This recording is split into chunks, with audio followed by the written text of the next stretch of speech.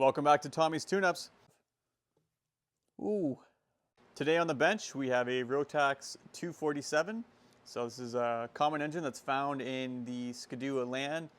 Pretty much remained the same from the early 70s right up until they stopped making them in 1996. So this engine's already been gone through and cleaned up. A lot of things repainted. This crank is fresh from the machine shop. The owner of this engine, he put this together and he ran it, and he said there was lots of clunking around. So the first thing I want to check is the end plate.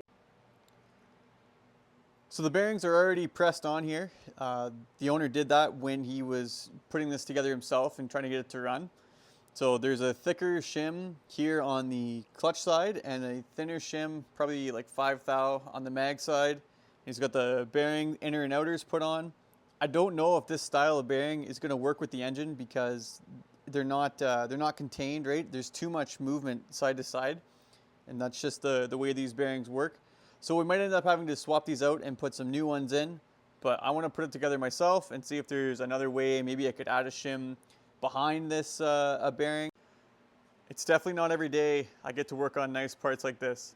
It's pretty nice that the owner of this engine has done all this work and put in all this time already. There's still obviously a lot left to go, like it's got to be rewired, gasketed, assembled, all that jazz. But this is a really, really good head start. And our 30 mil Mikuni style clone swap fits on this jug perfect. So that's nice. And with this one, we don't have to worry about the condition of the cylinder because it's already been reconditioned as well.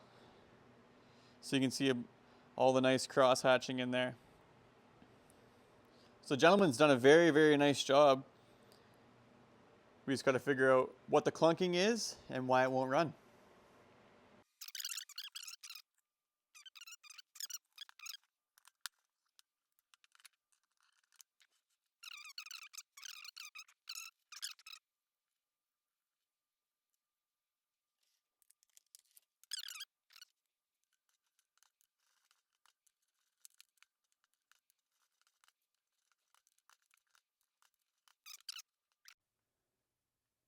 Okay, so this is with the dial gauge clamped on and no gaskets in the engine.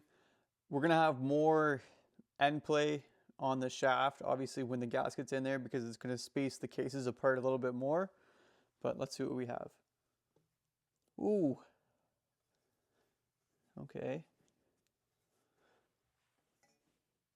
So that's looking like it's a good 6 thou for sure. So it's 2 thou out of tolerance with no gaskets in there. So obviously this is going to need a little bit of shimming. Let's see if we can figure that out. Because the crank is all so nice and it already has the inner bearings pressed on to it, I'm going to leave those alone. Not going to try and pull those off of there and mess with the factory shims. What I'm going to do is I'm going to shim the outer bearing in the housing here, and then I'll change those seals as well. It's a pretty common 6305 bearing, so I think I should be able to find a shim for that pretty easy online, and that might be the best route to go for this. Because I don't really want to replace these bearings if I don't have to. Like, they are brand new. Want to save the customer a bit of money here if I can. And at the end of the day, it's not going to affect the quality of this engine. Whether the shim's on the inside or on the outside, all it has to do is keep the end play where it should be within tolerance, and then this thing should run nice.